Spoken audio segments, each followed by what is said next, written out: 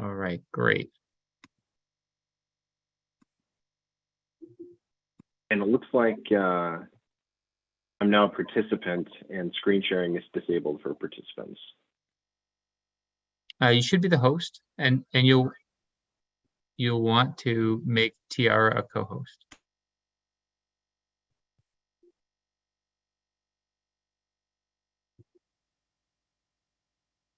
There we go. Okay, are we streaming now? Awesome. Yep. Well, should we wait just another moment, Ben, or are we good to go?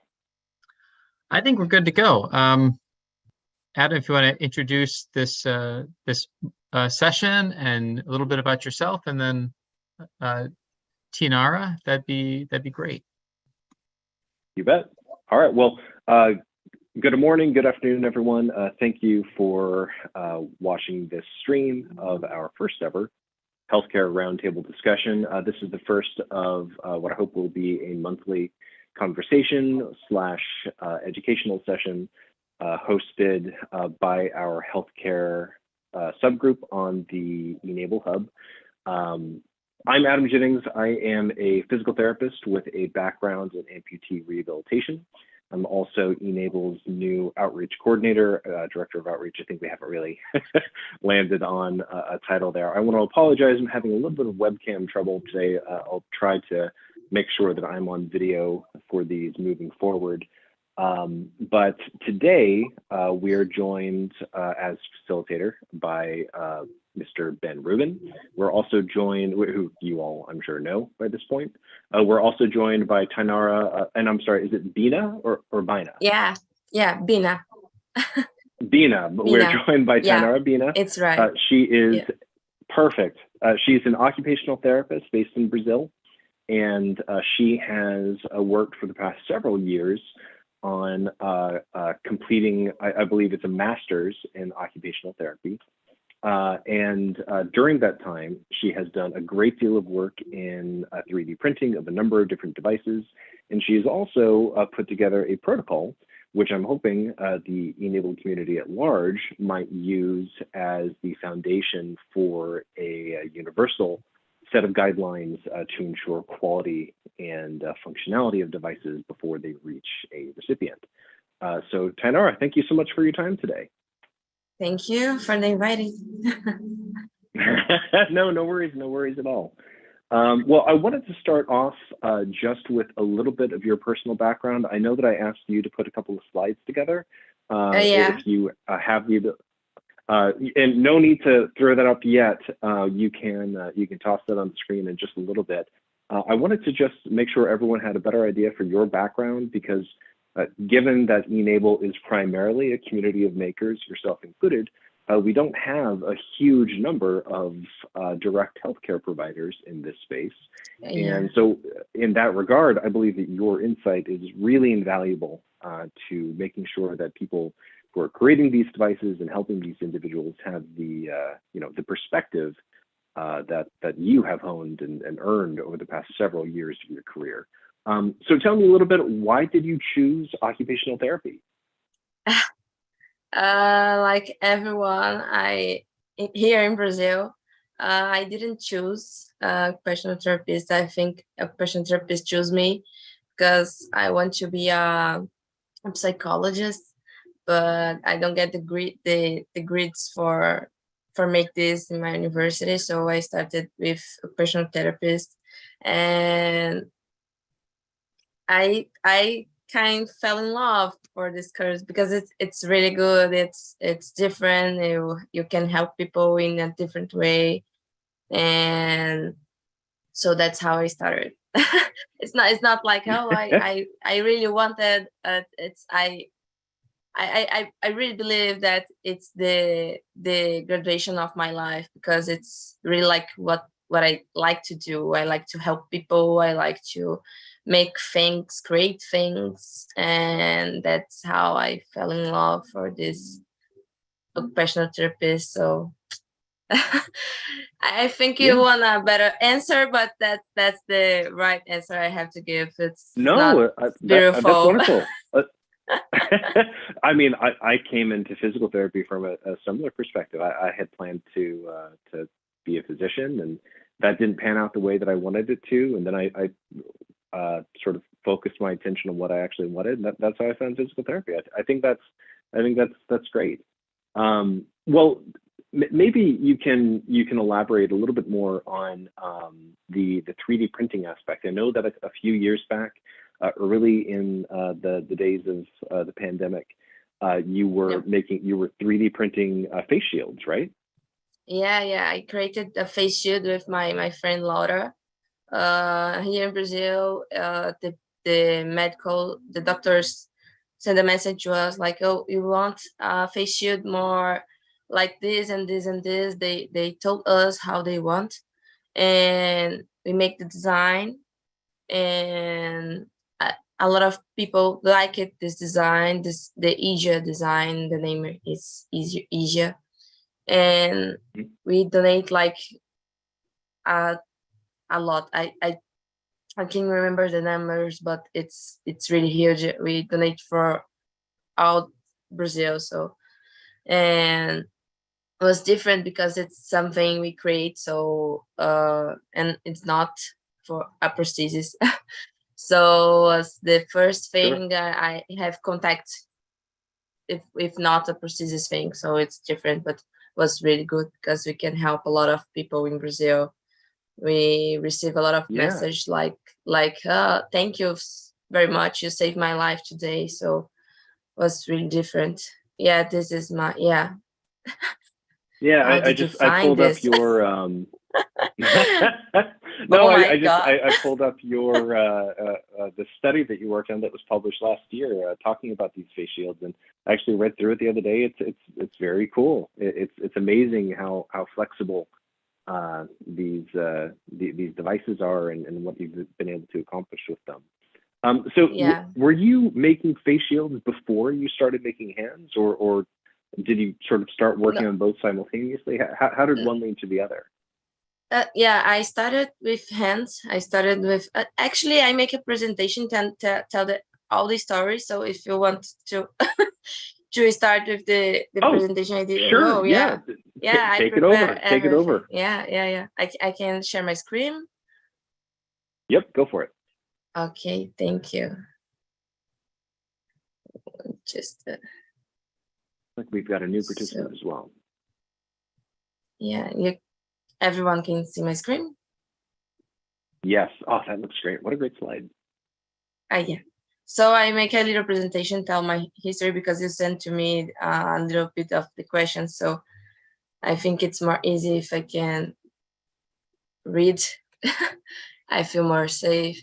So I have bachelor's degree in occupational therapist from the University of Brasilia, and I am an hi. I was an intern at a hostel of the Apoio de Brasília in physical and cognitive rehabilitation. I have finished my master's this year in technological innovation at the Federal University of São Paulo. I was a coordinator of the 3D orthosis and prosthesis laboratory at Unifesp. And I work like a occupational therapist in the area of amputee rehabilitation. And I come back from Germany like 2 months ago. I was a professor and research at the Westfälische Hochschule in Bocholt.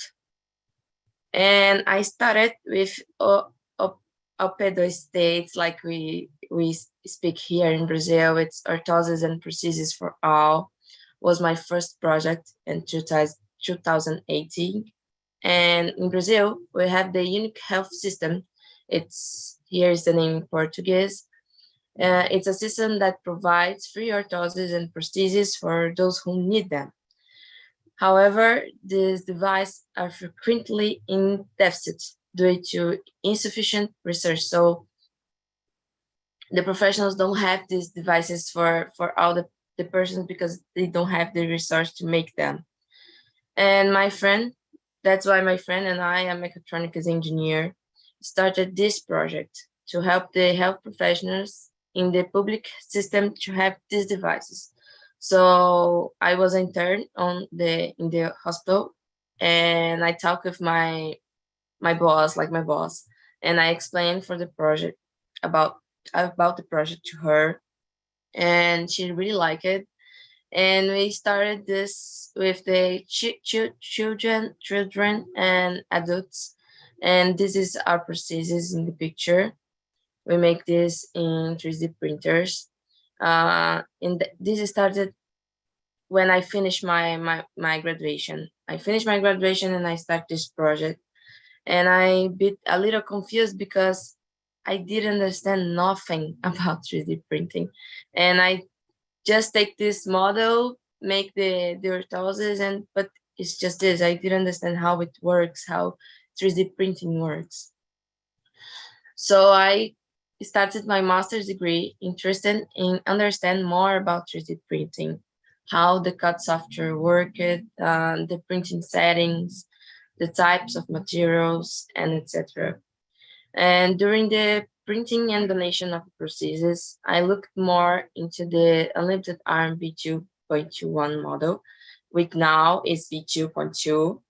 And I started to see that many people had questions on the Thingiverse website and the page we have to make the download of this model, and had many printing errors in the printing process for the unlimited arm prosthesis. Besides missing a printing started for each part, I see the Kawa arm model have a standard like a protocol to the printing, and I think why unlimited arm don't have these two. So I started my master research on producing a printing protocol for this model for help a lot of people who wants to make this model in the world. So I performed tensile and impact tests on specimens with different printing configurations to get a good configuration for this part. So I started to see channels in YouTube. They say about the configurations like the internal fill and perimeters and layers and the different and between them and how it works for a model printing. So I start to see have difference, and I start to thinking how I can apply this difference in the prosthesis model. Then I performed element analysis on the prosthesis part to see how much weight the prosthesis could support, because all the child and adults asked me how many how how many weight I can take, and I never know how to answer that. So the test concluded that the ideal would be up 1 kilogram, and an important piece of information for the rehabilitation process. And this is the protocol. I put the information. I think it's the most important, like where I found the model, how I use the OpenSCAD to make the model, how I apply the measurements of the required in the OpenSCAD. And I go to and I put something about the anatomy of the persons, because it's don't have this in any kind of information. Like I need a size to use this, a size amputation size to use this model and in a better way. So I put this information too. And of course, I put how to print it, all the parts, and what is the final correct piece, like quality printed parts, how can have to be functional and good to the person who needs. Some cares we need to take, like this, where with the pasted lines. So, and of course, the rehabilitation of amputes was occurring. I finished my graduation in 2018, and I start the rehabilitation of amputes in 2019. And I work with this system. So, and I make my master's in the in this mess, like everything, the easier I make too. So I started with the rehabilitation of amputes, and when I started seeing the patients who received the prosthesis, I had difficulty to understand what could be done, how to assist in this process, because it's a really cool prosthesis. It's colorful, have characters, have Batman, have Spider-Man, and everything. And how I can do more. Like, this is so awesome. How it works for me. But however, I noticed that even with when the prosthesis was donated, after the delivery, the patients did not feel like using it. Like, it's like thank you very much and just this. And I didn't understand why and what I can do to change this. So I realized that there was difficult in find functions with the prosthesis, and that most things could not be held by the prosthesis. For example, forks, knives, bottles.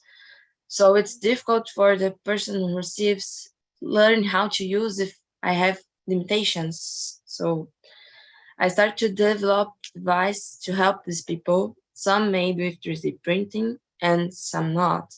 And here it's a little of my videos. And I'm showing to the child, she can play with her barb, with the prosthesis.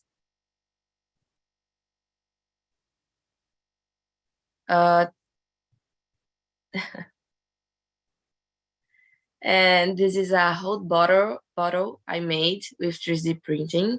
I've donated, we made. I see when a child take a bottle, he try to open and don't open because it's like don't fix it.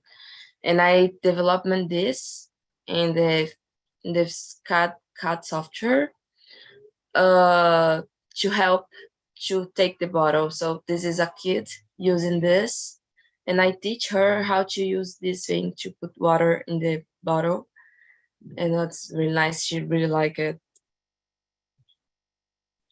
And I make Actually, this thing. Kenara, Yeah. sorry to interrupt. Can you go back to that glass, because I'm really interested. Is the Of goal course. there just to widen the grip so that it's easier for the terminal device, the hand, to close Yeah. around it? Was that the purpose of the cup? You can repeat. Did you have a? Oh, I'm sorry. So what you've shown there in the middle, the cup shaped thing that you printed. Yep. Yes, I Yeah. made by Is the purpose just? Yeah, I make this holes to help to the finger take this more, like don't fall down. And I make with TPU, the flexible material, to be more, I don't know the word in English, but to be more useful, like don't Grippy. have the word. Right. Looks like it's about grip. Yeah. It's to help this, like it not going to fall down the bottle when they use it. Like when we take a bottle, it's it's safe. And I try to make this with this thing I create. So I made with TPU, what is a material, a flexible material, so they can do like this. That way they don't crush the plastic bottle when they're holding it. Yeah. Got it. Yeah. That's awesome. What a great idea. Thank you very much. And I start to do this too.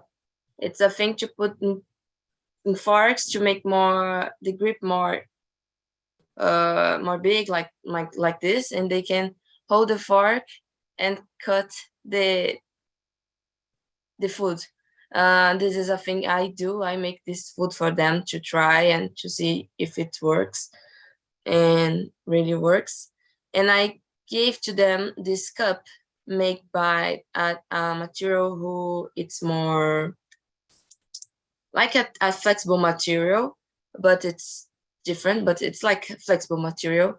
So they use the cup, and he is the first boy I see who makes all the movement. Like he brought the cup to his mouth, her mouth, his mouth, actually.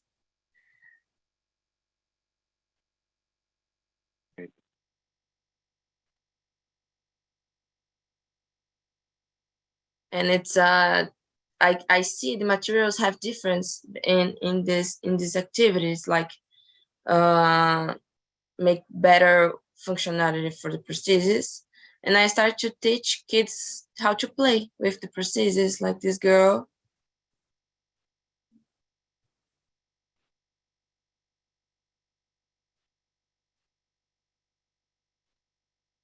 How old is the girl in this video? Yeah, she have 6 years old. Now 7. In this video, 6, now 7. Yeah. This That's boy awesome. have 23 years old.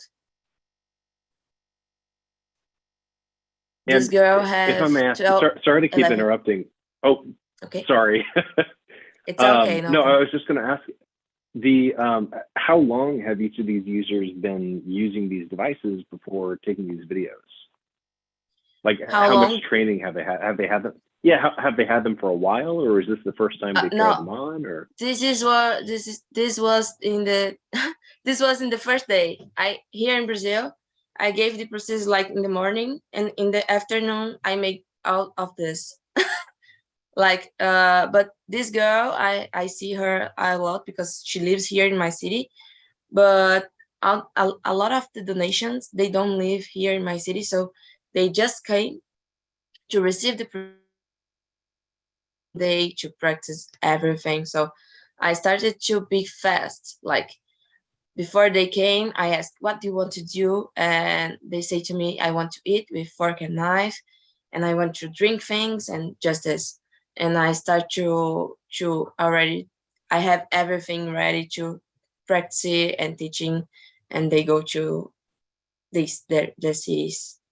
And if they need, I talk with them by the phone, but that's one day. This girl is only the difference. I see her every week because she lives here, and her history is very good because she received the first prosthesis when she was 4 years old, and the first prosthesis was Wonder Woman, and she didn't like so much. She didn't use it a lot because she didn't see how to use. And when she made 6 years old, she calls me and say, Tainara, hi, I want another prosthesis. And I ask, what? Really? But you don't use it. Why do you want another prosthesis? And she's, now I see how I can use. I want to ride a bicycle, and I want to play, and I want to use to go to school. And okay, so I will make another for you. And I make this for her. And I started to practice with her because she really wants to use. And the past time, and she said, Tainara, now I want another one with a different color because I want to use my birthday. And I want to have one to go to school and one to take home because in the school the kids try to push my finger and can broke my prosthesis, and I don't like to use in the school because of that. And I make another one for you. So now she have 3. I don't know if she want 4, but now she have 3. And I start to practice with her a lot. So I showed her, I have another video with her, I think. I do a lot of things with her, like, or I don't, oh no, I don't have. It's another video, she using something printed, and she opened this. So, and she liked it a lot. When I showed her how to use and how to works the prosthesis, she really liked it. Like this, she really liked it. This, in this image, it's her. And this image is really good because the history, she started putting the bottle here in this thing, and she trying to move the bottle with the other hand. So she put the bottle and she pushed the button to give water to the bottle, and don't use the prosthesis. She didn't use in this moment. And I say to her, it's not difficult. if you take the bottle with the prosthesis, you can make the movements to put water in the bottle. And she, oh, really? I of course, I never tried this. And she started with this, and when she started, she looked at me like, oh my God, and she really liked it. So it's different when you show them. And I have a lot of videos that just and how to open. Here we have Nescau. I don't know if you have this, this in there where you are, but we have Nescau, and I show how to open. So this kid is using to this to make her milk. And have this kid, we donate a prosthesis to her. She lost the both arms when she have 8 years old. And we know her when she have 10 years old. And she wants to eat and to make her hair and use the computer. And I see the prosthesis, it's really difficult to her because it's not so easy to make the movements. So I create this to her. She can put by herself. It's a simple thing, make it with Velcro and thermoplastic, but she can use to it like in this image. And if you see, I have a chapter, a book chapter with this case too. And this is the new project I made, not so much for amputee people, but for neurological things. It's a watermelon.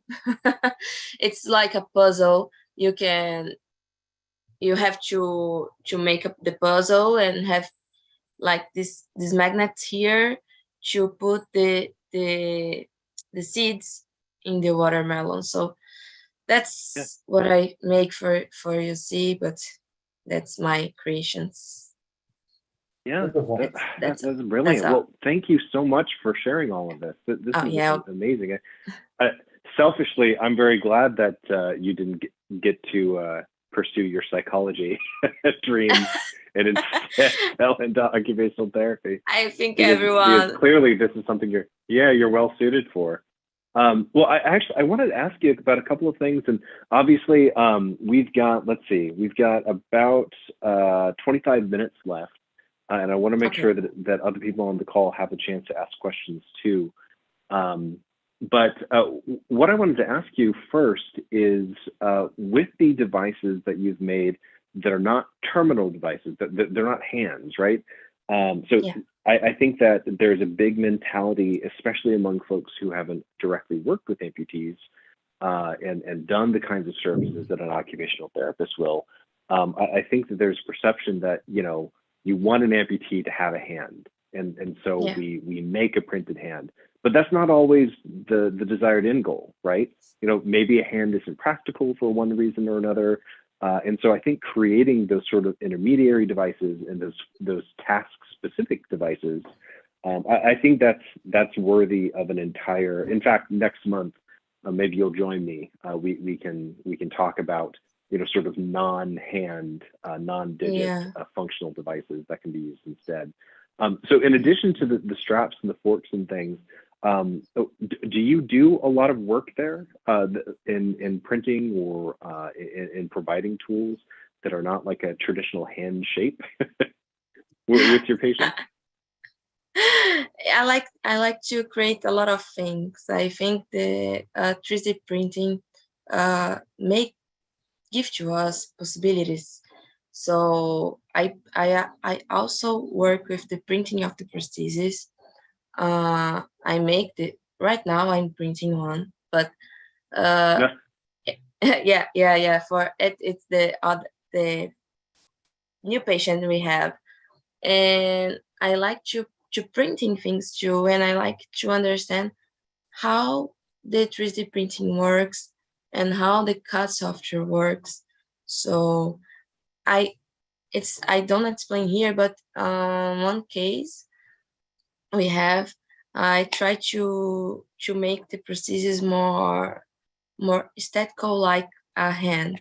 So I put nails in the unlimited arm model, and I make the hand more different. Like I down the scale to be more likely the other hand, because this model sometimes the other hand is so big. It's we have a hand, and we have the other hand, and the other hand it's so big, and it's more difficult to use when it's like this. So I started to grow to down the scale to make a hand more likely the other hand, and I see have more improvements in this way. But it's really difficult when I did this because it's difficult to assemble. So half case it works when the person have the perfect sizes here. It works better. But when the person don't have, it's difficult to try. So uh, so I really like to understand everything, to try everything. Like I create these things, so you can see it's a lot of things I never stop to create. So to help people more, because it's not easy to use the prosthesis. It's really beautiful, it's really nice, it's really colorful, the design, it's really amazing. But just do this, and the material, the PLA material, it's difficult to grab things. Like it's not stay with, it's not like her hand. Her hand we keep it, but the prosthesis is difficult. I have to have something in the fingers, and sometimes I have something in the fingers. I put something here, but even that don't work so well. So I think we need to know more than just 3D print. You need to understand about the material. So that's why I make things with the TPU, PDA, ABS, and I don't know if I answer you. No, you absolutely did. And, I think Rick Williams is a member here who I've seen. He's a maker. I believe he's based in Florida. Isn't that right, John? Yes. But he is, he works with a lot of different materials, including bicycle chains, because they're rigid, but also flexible. I think I've seen some of the work that he's done, including the woman who is a quadrilateral amputee that he's made hands and lower extremities for. And she's a diver, and he's made devices so that she can do underwater welding and all kinds of amazing stuff. He might be a person you might want to reach out to bounce ideas off one another about using different materials and looking at some sort of outside the box applications. But I saw this comment from Ben that Jerhao is on the call, and please correct me if I'm mispronouncing that. But Jerhao, do you have any comments or questions for Tainara as a fellow occupational therapist? We might have lost him. Yeah, I think he might have dropped the call, but he was joining from Taiwan as an occupational therapist. So he's in the group, the new group for Great. medical professionals, so we can follow up with him. And he joined for the full presentation. So awesome, man. Well, that's wonderful. We're growing slowly but surely. That's awesome. Well, I've got just a couple of additional questions, but before I take up any more time, John or Ben, did you have anything that you wanted to ask Tainara? I do. John, you can start. Tainara, I'm sorry I missed the very beginning, but I really admire the work that you're doing. For a long time, we've realized this several times before, occupational therapists are the group that really gets it. They're the ones who are not focused on the prosthesis or the injury. They're focused on what does the patient want to do and how can I help them do it, regardless of the technology or the approach or the craft. And it's really important, and I think you've sort of made it clear. Excuse me for a second, I need to fix something. Sure. Okay. Now my question was, For several of the things that you're doing, it all has to do with improving the grip. And, you know, in the early days, we used to have a number of designs or concepts for designs, which were, instead of being normally open and you actively close it, they were normally closed. And you would do something to actively open it. And I'm wondering whether you've tried that, because these real world demonstrations that you showed with this little girl suggest that if the hand could hold on to things by itself, it might make it much easier. Now, we do have the gripper hand that has that characteristic, but that's the only current normally closed device that I think is in common use. Have you looked at the gripper hand? I never printed. I know all the models you have in the e-NABLE website, but I just printed the unlimited Phoenix hand and the unlimited arm, and I printed the cow arm model. And I looked to the others and I tried to see if it really useful. And I never printed. It's my dream to print all the models and see if I'll see the difference between them. But I have to stop what I'm doing to do this. But it's time. I would do something like this and I show to you. But I don't know what way it's more easy. Because if I started like this, I can make more difficult to the person I have limitations to. So it's like this. I think we always will have limitations, but we need to see what limitations is the best limitation. Like, I prefer you can grab more things, or I prefer you have the autonomy to decide what you want to grab. Like, so it's a field who really need more research. And I always talk here in Brazil when I make my presentations. One of my more difficult thing for me when I started was to find papers about this, about 3D printing models and rehabilitation with 3D printing models. Like, was really difficult. I tried to find, but we have the creation of models. Everyone is focused and create more models, but it's don't have a lot of things about how to use these models, how I make something with this model. So for me, when I started, was really difficult, this part, because I didn't see what is my job there, because 3D printing, it's amazing. You create something, you put something in the machine, and it's ready. So for me, it was like, what I can do, what? So, and it's difficult because I think we need, that's why I want to take all the models in the e-NABLE forum and printing all of them to explain the difference and how it works, each one, to help people to create different models.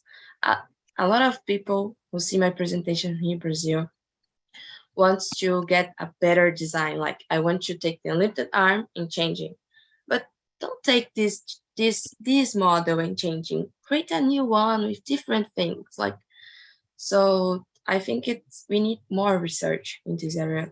It's my dream. it's like this.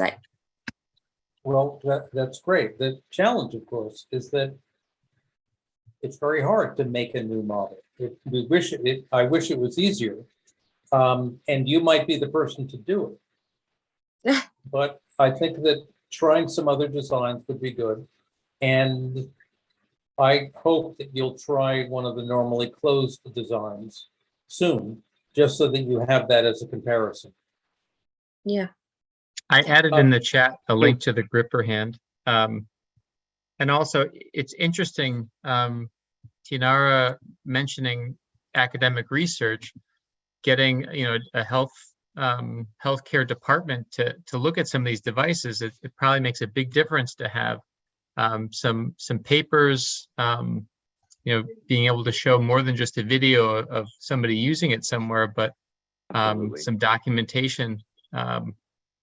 And that is something that I think we're seeing more of, universities that are collaborating, working within the e-NABLE network, not just trying to send devices, but also trying to do testing, looking at some of the open source devices that are available.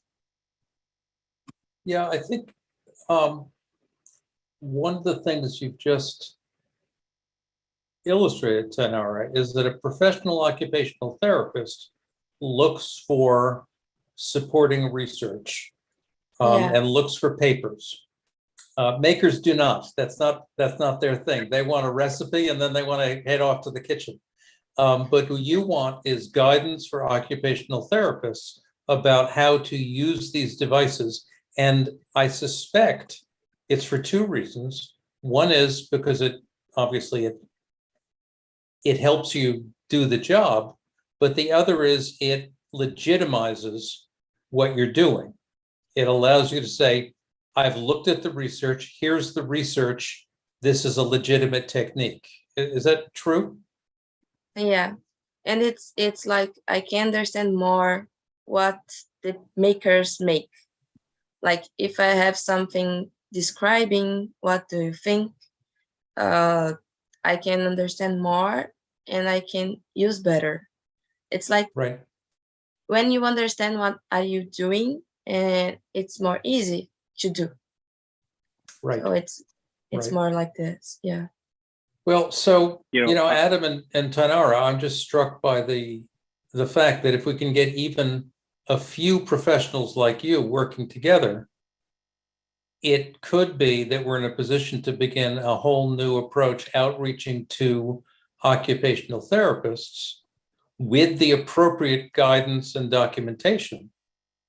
Yeah. And recognizing that they are going to be much less defensive of their field than the prosthetists have been. Yeah, and that's what I've got 7 possible avenues for discussion with Tainara that have popped into my mind since she started her presentation. That's great. So this is very exciting for me.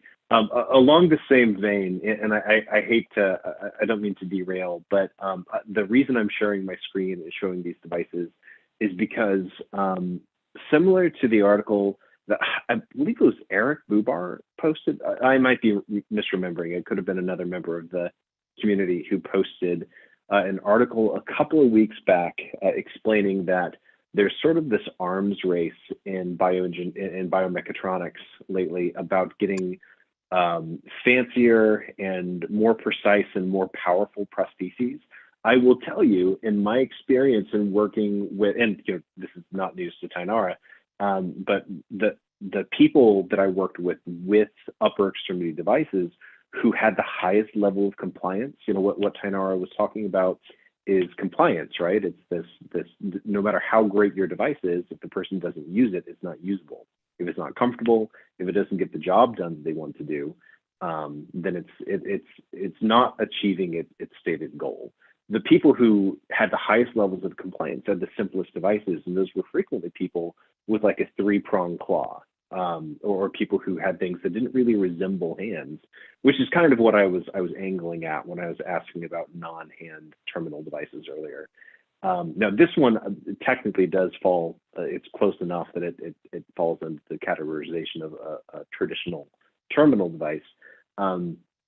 But looking through the catalog, we don't really have any sort of bare bones task specific devices that I've seen. They're all generally resembling traditional anatomy.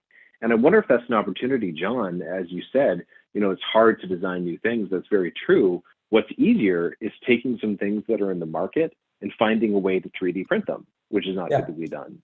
And so I think there's a whole world of task-specific prosthetic terminal devices that are on the market today, but are very expensive to produce still, relatively relative to 3D printing. So that might be a huge opportunity for the community to say, hey, we still have a large number of people who are really interested, but maybe aren't as interested in the outreach part. Maybe they want to do more of the build and testing. That would be a great chance for them to, get in there and see where these things break and how they can be improved.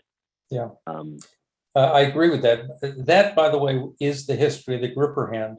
We had an e-NABLE member and an occupational therapist and an amputee. His name is David Dietz. And he had a device very much like the thing on the right on your screen. And Skip and I looked at each other and said, you know, we could do a 3D version of this. And that became the gripper hand, which, like this, has got the one moving part. So it's true. It can be done. And I also agree with what you're saying about not a race towards maximal complexity, but a race towards maximal simplicity and robustness. And that is likely to be Maximum an area compliance. where e-NABLE can thrive. You know, one of the things that's what gets me really excited.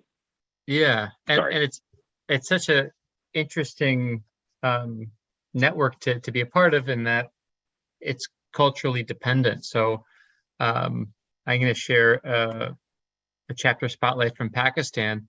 The team was very motivated to help people with some specific tasks, and they found that the users were really uncomfortable having in the culture, having devices that didn't look cosmetic, and they spent all this time using the gripper hand and doing all this research, and in the end they took a big step back and realized that a cosmetic hand that had no functional purpose was much more useful for adults than for kids. Now, I know TNR is working with kids, and that's you know, a whole different playing field. I mean, these are kids that are looking for colorful devices and, you know, different things for different activities. But yeah, it's pretty interesting how adults and cultures or age and cultures can really change the target. Absolutely.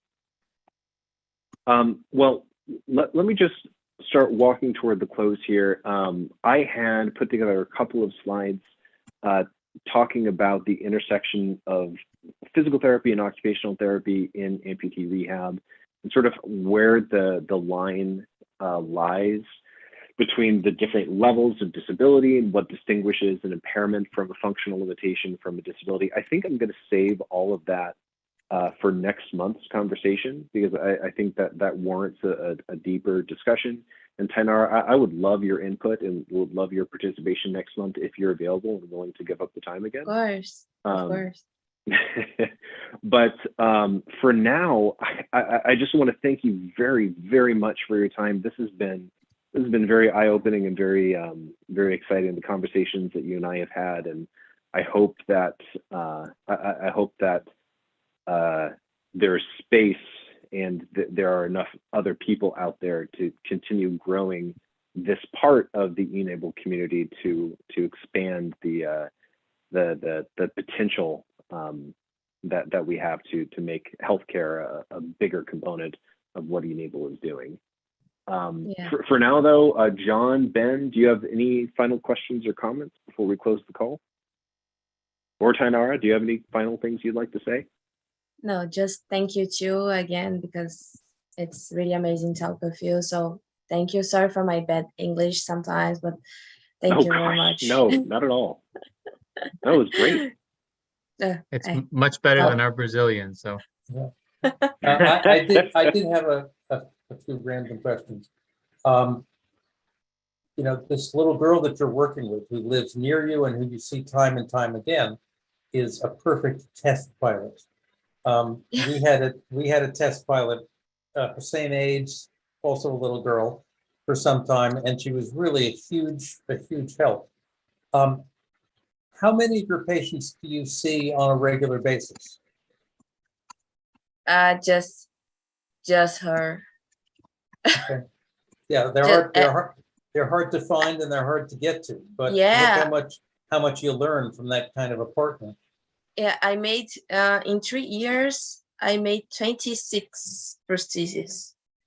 Yeah, in 3 years, and it was, yeah, and I just have this girl around me to try something, and but was a lot of people have, and but her it's different. She really liked it to try the things. I tried with a kid, but he was really independent. He makes everything without the arm. So, but she makes everything. She swim, she fights, she make taekwondo. I don't know if the name there is the same. Yeah. But yeah, but she wants to try the prosthesis too, but it's difficult. They want to try it's and have people in my city because it's around the world. So, but I learned a lot with the people who came here just for one day, and I learned a lot with the kids because the kids always are so sincere. So they always say to me like the truth. So this was the difference. But she's the only girl I have here in my city. Tell her we really appreciate her help. Yeah. John makes a great point. The device users are really the leaders and the leadership. So, when it comes down to giving a device, sometimes makers look at that as the end goal. You give the device and you're done. But I think, occupational therapists and physical therapists, they know that that's the beginning. That's the beginning of the adventure. So, yeah, it's awesome that you're able to collaborate with her. I'm really looking forward to following the path that you guys take, and don't hesitate to reach out if you have any questions, or if you guys find something new, sharing it with the whole community. One other Of thought, course. Tanara. John and Ben, I wonder if a space on the hub that maybe this already exists, but if there were a community of users where they would be able to discuss things, or maybe even like a user leadership team or something where they can make requests and get more involved, that might be really cool. We did make one. The tricky thing is that we need to find I'm going to share it in the chat. We called it device pilots. People that were piloting devices. Finding a device user that would lead that group will make a big difference, in the same way that, Adam, you're a medical professional or healthcare professional, you're involved in that community. So it's, I think it is something where we'll want to see if we can find somebody that uses a device every day that can bring in other device users to share their experiences. That guy who works at Google comes to mind. But we had the thought, like a lot of other things, we're waiting for the one-armed Adam Jennings to step up to play that role. That's the issue. So unless you're willing to undergo an amputation, we're still waiting for that person. But not yet. Okay, you and others may be able to help us find that person, Tanara. Sure. I had one other point.